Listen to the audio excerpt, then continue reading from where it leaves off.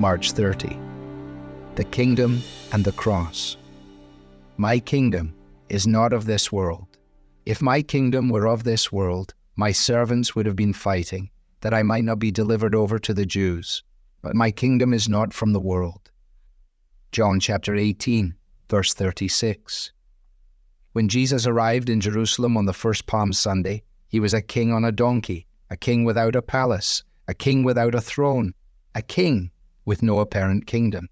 It rapidly became abundantly and controversially clear that Christ had come as the suffering king whom the scriptures had foretold, not as the triumphant king whom people wanted. Many who admired Jesus on that day in Jerusalem eventually discarded him. They said, "I don't want any suffering. I only want victory. I only want power. I only want rule." Not much is different today. We often ignore what we don't like in Jesus' ministry and content ourselves with Jesus, the great example, Jesus the problem fixer, Jesus the guru, or Jesus the political reformer.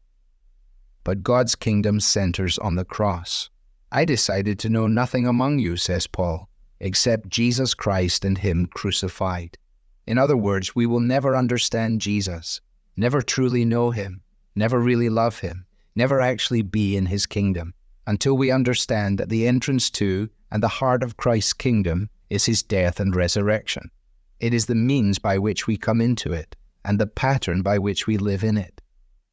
A renewed culture comes about not because we transform institutions and policies, but because that cross-centered kingdom transforms human hearts. Never in history has a revival been sparked by political activity. It has always resulted from Christians praying, preaching, pleading, and living as Christ calls us to live. The world will only ever be changed when we ourselves are changed. God's kingdom is a cause great enough to live for and great enough to die for. Do you want to give up your small ambitions and give yourself to God? Then give up championing a political cause as a means of safeguarding the health of the church or your society or of making revival happen. Instead, go somewhere where nobody knows Jesus and tell them. Maybe it's your office, maybe it's your neighborhood, or maybe it's Tehran, Jakarta, or Algiers. It could be anywhere, for God is everywhere and is needed by everyone.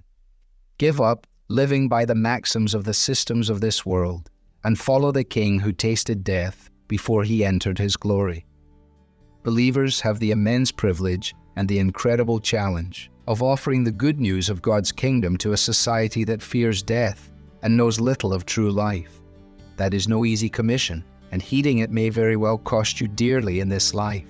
But no one who gives much for Jesus has cause to regret it, now or through all eternity. Devotional material is taken from the Truth for Life Daily Devotionals, copyright Alistair Begg, published by the Good Book Company. This reading was digitally created for Truth for Life and is used with permission. For more clear, relevant Bible teaching, visit truthforlife.org.